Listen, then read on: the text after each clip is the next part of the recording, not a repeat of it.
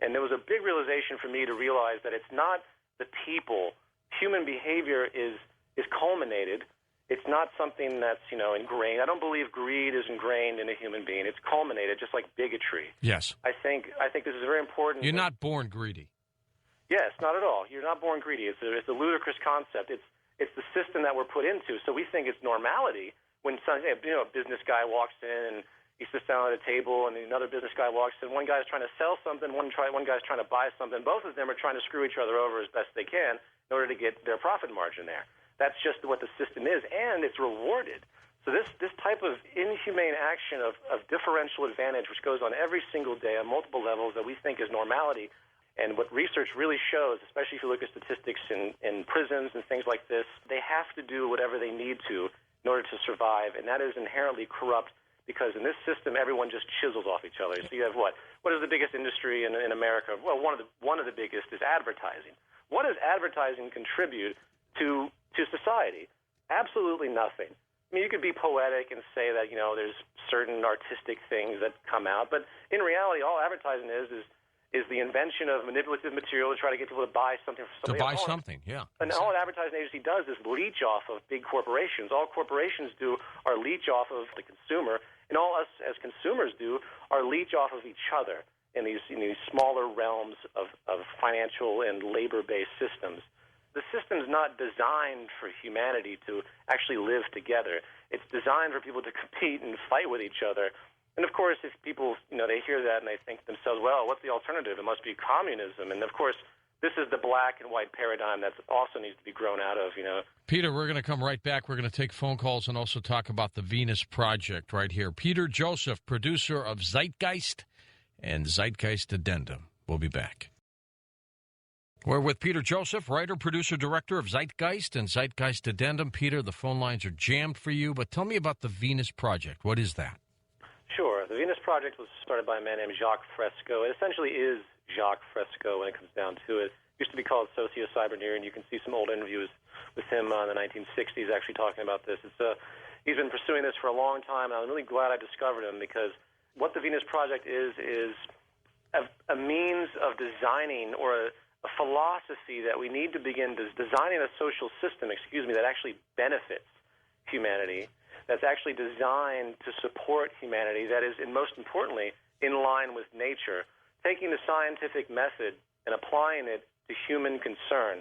And this is something that has not been done whatsoever. Like, for example, we on this planet virtually have no idea how to even live or relate to the planet. We have things in philosophical contrast like religion, which has this particular arrogance that wants to believe that the human being is special and it's not really connected to nature. But I get really depressed with people that look at science in a cold manner because I think it's actually quite beautiful to realize that we are actually a part of nature in harmony with it and are susceptible to natural law just like everything else. And this is his core philosophical disposition. This is what the Venus Project is.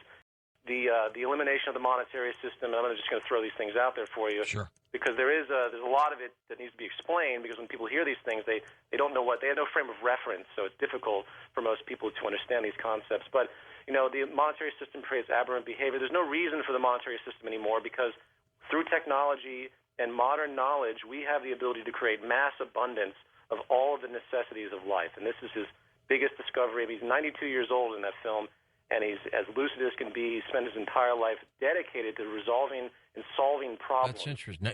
Not the frills, but the necessities of life, I guess. Big difference, right? Well, there is. But the thing is that the frills of life, you tend to find these luxury items, that people are obsessed with in this culture. Yes. You tend to find that people have been brainwashed into this. I mean, there's no reason for a human being to respectfully want, say, a 40-room mansion. and there's only one person. Yes, I know. All this really excessive stuff that, unfortunately, we have in this culture because of the stratification of the profit system. Because, of course, the scarcity is inherent, and differential advantage is extremely important to the power structure. So the more money someone has, it becomes like a gambling addiction. The more property and money someone has, the more secure they feel. And, of course, there's other forms of psychological neuroses, And the more they want. And, of course, yes. And this is a big problem with this type of stratification that we have because you're only as free in this system as your purchasing power will allow. People say we live in a free country. Well, that's nonsense. You're only as free as your purchasing power will allow. People say we live in a democracy. Well, if you really think about it, the only people that get into the presidency are the ones with the most money, and that is absolutely statistically proven almost 95% of the time. That's a good point, Peter. Just take a comparison of Obama and McCain. Obama crushed McCain in his overall financing, and which makes sense because he's a puppet for Wall Street. But we can talk about it later if you like to. But nevertheless, it's money rules, and it's never going to work. There's no ethics or decency in this type of structure, and this is a pivotal thing that he recognized. And it's so fundamental that when he first started explaining it to me, and I first started reading about it and thinking about it, I was kind of aloof. I was kept having the same type of psychological refrains that most would say, oh, it sounds like Marxism or it sounds like communism. But when he realized that his entire basis is first understanding that and then promoting the resolution, which is truly technology, which, if I dare to say, is our divinity, our ability what is a real contribution to society? It's not the economic structure. It's not capitalism. It's really our ability to resolve certain problems through technological development and human ingenuity. But Peter, as long as we have the haves and the have-nots on this planet, a Venus project will never get implemented because these people are too selfish. Yes. Unfortunately, the power structures are extremely selfish. But what is the caveat of this is, first of all, we're totally out of line with nature, and we're going to destroy ourselves. I wouldn't be surprised if we fall into a third world war as the economic crisis continues, because that's usually the pattern. Right. I agree with that. So when I think of what I'm like, for example, I have this thing I'm trying to do called the zeitgeist movement. See, I'm not paying any attention to the governments anymore. It's time that there's a grassroots movement, a focused ideology that all of the cultures of the world begin to start to realize, begin to understand. And this is, of course, extremely ambitious, but it's something I think that has to happen one way or another. Hey, 50 million hits on a movie that you didn't think was going to be that big is pretty darn good too. Right. Yes. Yes. Absolutely. So I don't restrict my personal possibility. I'm just aiming as high as I can. And well, you get it, Peter. Let's take a few calls while we continue chatting. Okay. Let's go to our wild card line. TJ in Tucson, Arizona. Go ahead, TJ. Yes, sir. Yeah, my question for your guest is: if we're not born greedy, how come 1- and 2-year-olds will steal and throw temper tantrums when they don't get what they want? Good question.